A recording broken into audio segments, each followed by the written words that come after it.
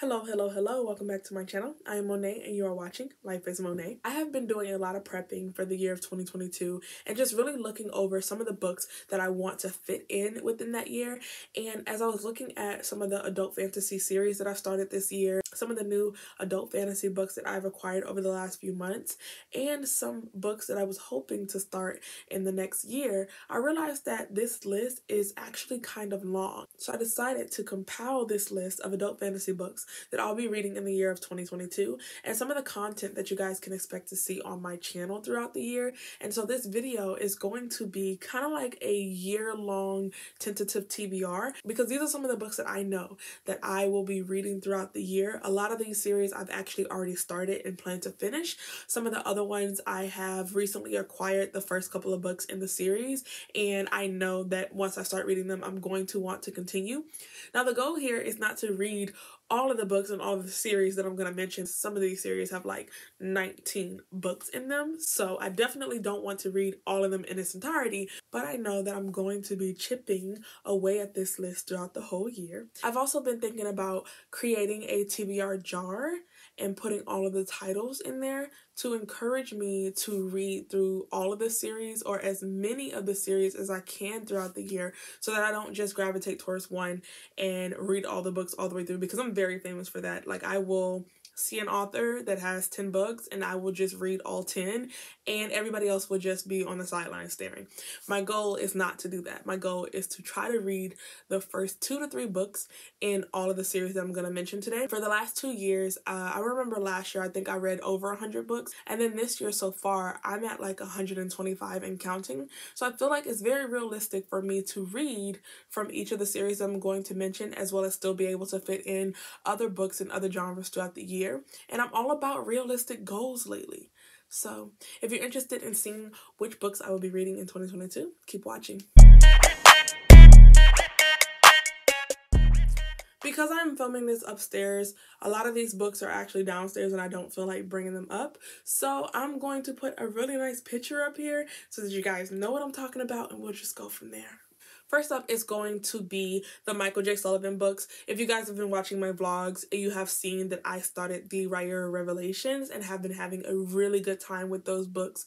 And I do plan to read the Riora Chronicles, which is a prequel to the Riora Revelations.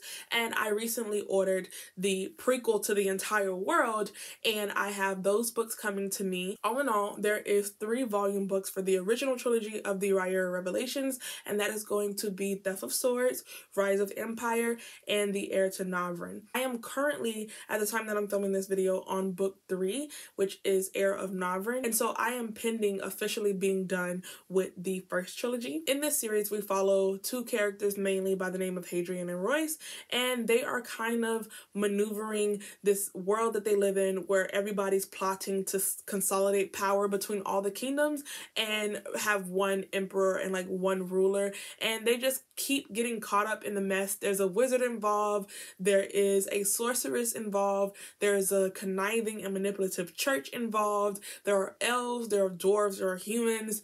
It's just a really complex world that Michael J. Sullivan has built, and I really enjoyed the first 3 books, so I'm looking forward to finishing. So far, I have given the first 2 volume books, which is Theft of Swords and Rise of Empire, 5 stars each, and I'm just really expecting it all to come to a really nice head. And then after that, we have the Riora Chronicles, which is going to follow Hadrian and Royce prior to where we meet them when the world's kind of going to crap. In the Riora Chronicles, there is the Crown Tower, which I already own and definitely will read. There is The Rose and the Thorn, which is another book that I already own and will read. And then there is The Death of Dulgath, which I have not been able to find. And there's one of them that's not in print anymore, and I believe that's book 4, which is The Disappearance of Winter's Daughter.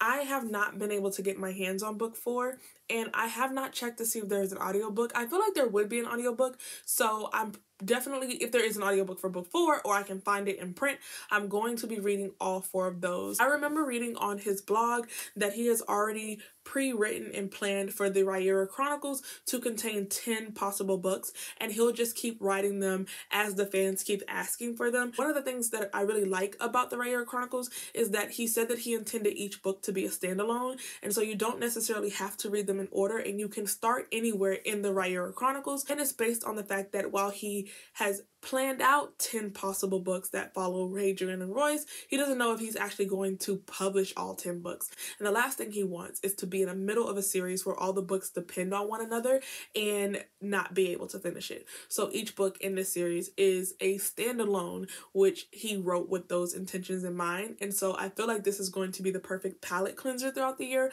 because I can just pick them up whenever I want to, and they're not consistent with a series where I need to read one right after the other or like really keep track of things the way that I had to for the Riora Revelations. And then from there is the actual prequel to this world, and that is called The Legends of the First Empire. Now this is 6 consistent books that I believe is a finished series, so these 6 should be it, but these actually do go in a consecutive order, so I will need to read them in conjunction with one another. They're not going to be like the Riora Chronicles where it is a standalone, but I'm totally fine with that, because I feel like starting with Theft of Swords and really getting to know Hadrian and Royce was the perfect way to enter into his world and his writing, and then following our characters before we meet them and like having a prequel to their life is like the perfect next step.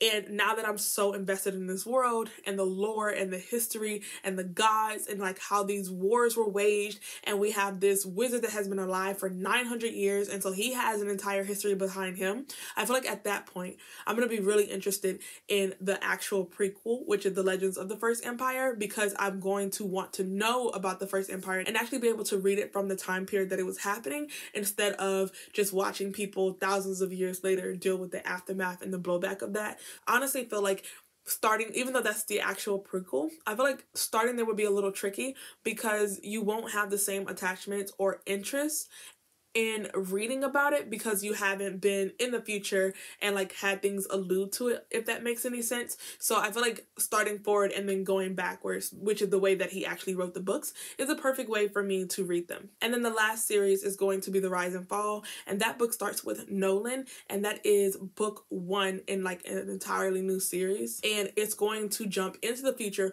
where, like I said, we will be following the descendants, and book 2 is actually scheduled to come out in 2022. And the way that I'm reading through these books, I feel like by the end of 2022, I'm going to have been caught up before we get release of book 3, which I think is scheduled for 2023. So this is a series that I plan to really finish in the year of 2022 and be caught up and prepared for when the next books come out. The next 2 series up, I have actually started one of them already, and that is going to be the 2 series by Joe Abercrombie. There is the First Law Trilogy and then the Age of Madness. I actually own both trilogies completely, and I am currently heading into book 2 of the First Law Trilogy, so this is another series that I expect to be finished by the end of 2022. My current reading experience with this series is very interesting, because I'm still not exactly sure where the series is going, and the synopsis has not helped me out much. But essentially in the blade itself, we are following 4 characters. One is kind of like a knight, very selfish and self-absorbed. Then we have this very barbaric character that's had a really tough life and is just really trying to find whatever joy and happiness is available to him. We also have a wizard, and then we have this cripple turned torturer person that is in the Inquisition for the king, and his name is Glocta. And these different kingdoms are like brewing this war, and there's a lot of people trying to manipulate things. There's a lot of people that's on like this revenge kick and trying to get payback, and there's just, so far from what I've read, a lot happening, but I am interested, and it's very gory.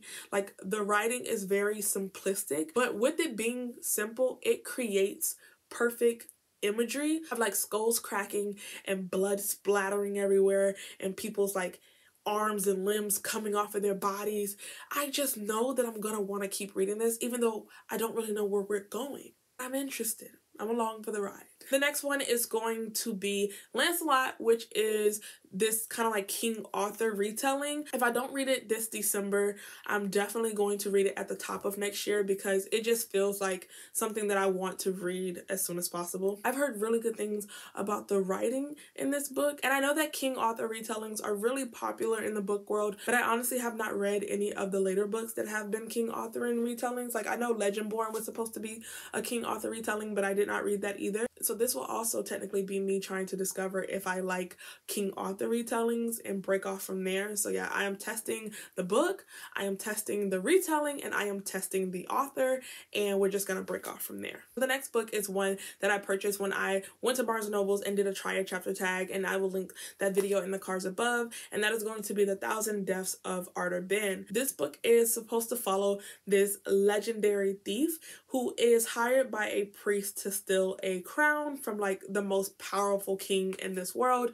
and so he kind of formulates this ragtag group of people to help him pull off the heist, but something happens and literally the fate of human civilization is now in his hands. And when I read the first chapter of this book, I really enjoyed the first chapter. I liked Arthur Ben's character, I liked the writing, and it reminded me of some of the things that I really appreciate from Theft of Swords. And if I can just get more of that euphoric feeling when I'm reading about characters such as these, I am totally down for that. Arthur Ben is definitely different from Hadrian and Royce. There is this similarity between these characters being known as like these legendary thieves or mercenaries, and them being hired by people to do one simple thing, and then they just get caught up in like this complex scheme of conniving powerful people, and them just trying to maneuver and find their way out of the situation. I've also learned that I really enjoy the coming of age story instead of like the chosen one trope, which sometimes can kind of coincide,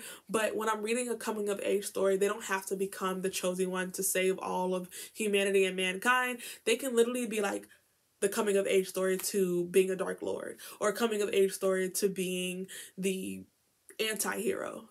So yeah, those two plot archetypes I'm typically going to be very interested in. Next book is one that I purchased when I purchased Lancelot, because again, just trying to see if I'm into the King Arthur retelling, and this one has been described as literally the best King Arthur retelling ever, and that is going to be The Winter King. In this world, we have this high king who has recently passed, and his only heir is, I think, an infant or a baby, and they're not of age to rule just yet. So the uncle of the heir, or the brother of the king, is ruling as regent, but there is a lot of rebellions and outbursts happening within the British kingdoms, as well as Saxon armies at the doors that's looming war over them. And the current regent is trying to deal with all of these different situations, but also he's falling in love with this dark lady by the name of Guinevere, and I believe she may have magic, or there is magic involved somewhere. Maybe he's like caught up in her web and like enthralled with her. I'm not exactly sure.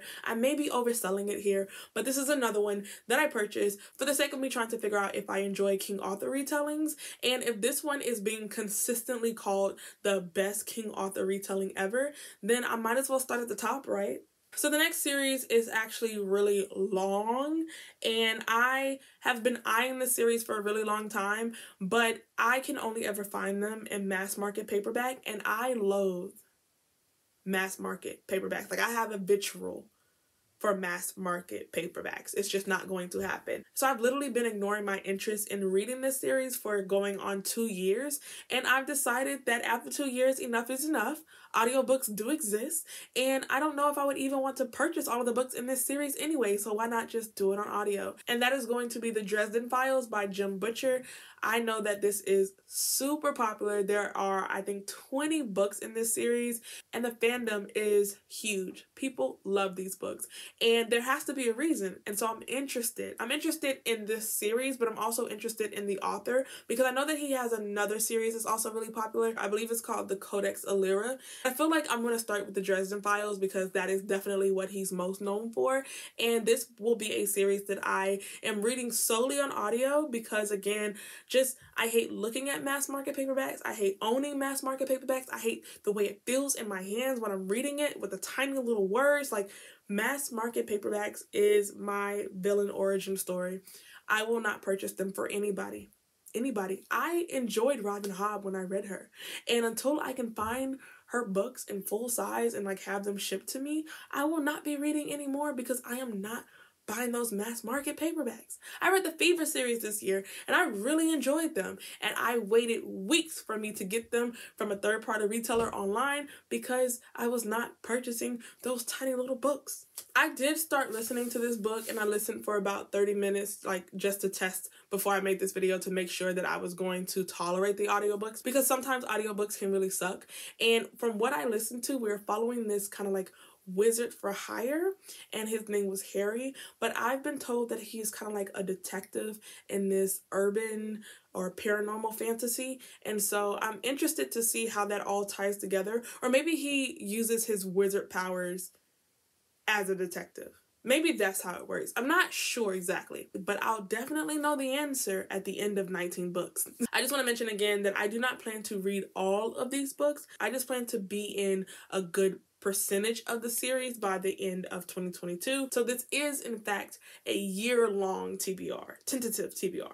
The next series that I plan to read will be me satisfying another archetype that I mentioned earlier, and that is going to be the coming of age story. Dawn of Wonder is a book that really made me appreciate a true coming of age story, and I want more of that in the year of 2022. So I'm going to be reading the Raven's Shadow series by Anthony Ryan. This is also another critically acclaimed, everybody loves, epic, like the best coming of age story, or one of the best coming of age stories that there are. And again, I'm trying to get my fix, and why not do it at the top? I want the best of the best. I want the creme de la creme of these archetypes. And so yeah, we're going to be reading Blood Song for sure, and that is book 1. And in this book, we have this character by the name of Valen. He is the son of, I think, the king's warrior, or like the king's knight, or the head of the king's men. I'm not exactly sure. But he's the only child of the 10 kids that his mother and father have that get sent to this order of the faith. And they basically teach him how to be a very devout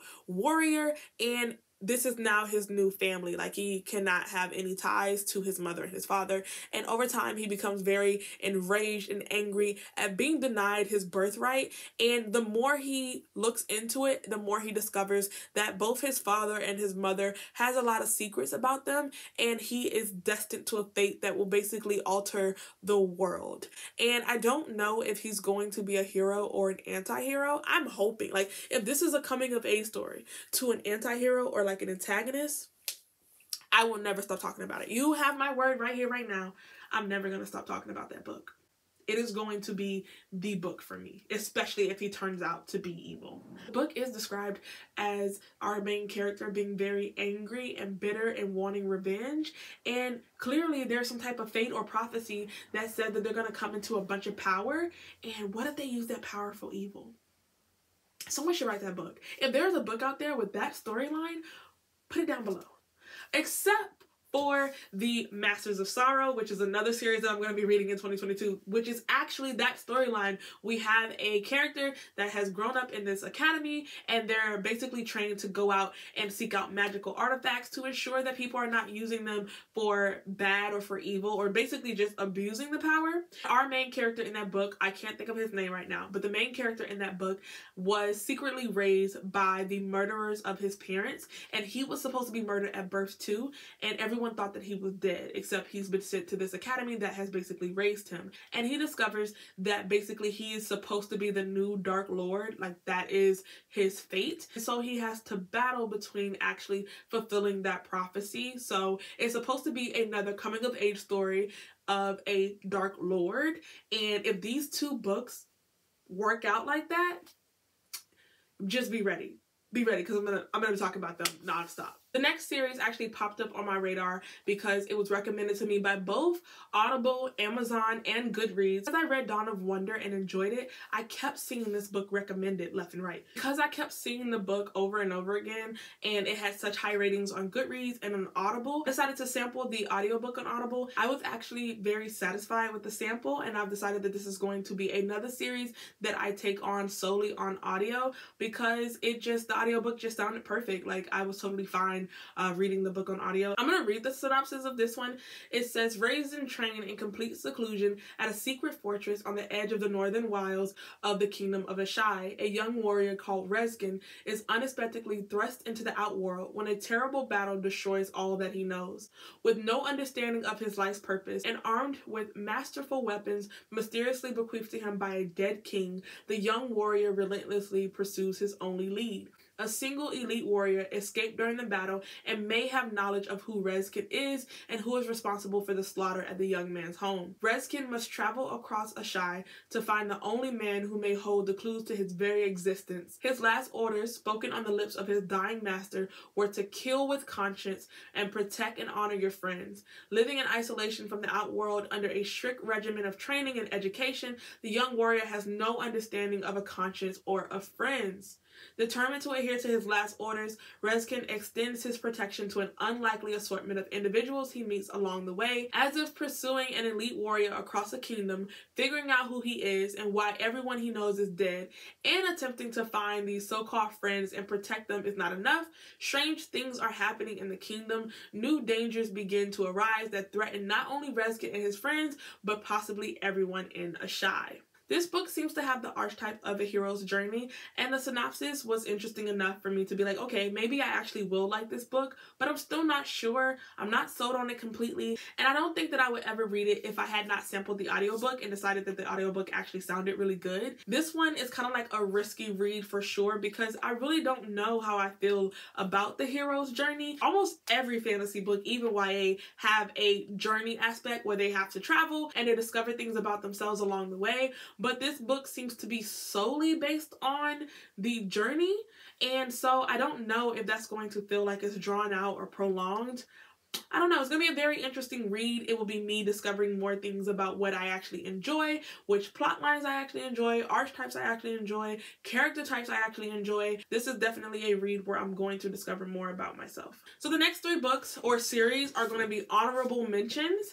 These are if I have time to get to them. Whichever one of these 3 grabs me the most and I become captivated with the most, I'm going to try to add throughout the year, but it's probably going to be one of these 3, but they're all on my radar to get to eventually. I just don't know if it will happen for sure next year. The first one is going to be Red Sister. I don't know much about this series, but I have definitely seen it everywhere in the booktube community. This is another series where I can only find the books in mass market paperbacks. And yeah, that's definitely not happening. So this will be on audio. I'm finally getting to a lot of the books that I would have wanted to read, but just didn't because I could not read it in the format that I feel like I would have enjoyed. Like me trying to read from a tiny book, I feel like I definitely would have gotten angry. And usually I prefer to actually read my fantasy books because I just feel like it's a more immersive experience.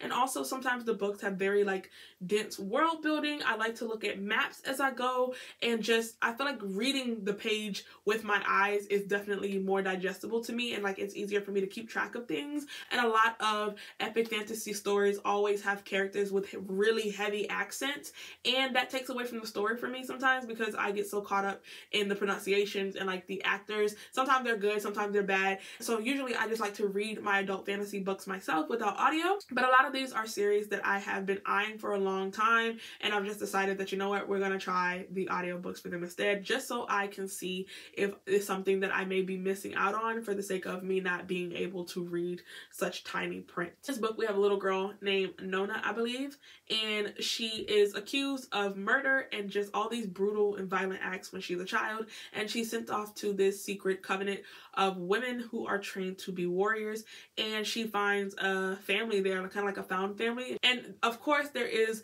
political involvement here. The emperor's involved, I believe the king's involved or invested in her future, and basically she's at the center of the universe. That's all that I got from the synopsis when I read it a couple of months ago, and it sounds like it's going to be brutal. I hope that it's going to be brutal because that's what I really enjoyed about the Joe Abercrombie books. So reading the Joe Abercrombie books makes me more interested in the Red Sister because I've heard that it's also very brutal, and I hope that the audiobook is good. The next honorable mention is going to be Traitor's Blade. Trained in the fighting arts and laws of Tristia, the Great Coats are traveling magisters upholding the king's law. They are heroes, or at least they were, until they stood aside while the dukes took the kingdom and impaled their king's head on a spike.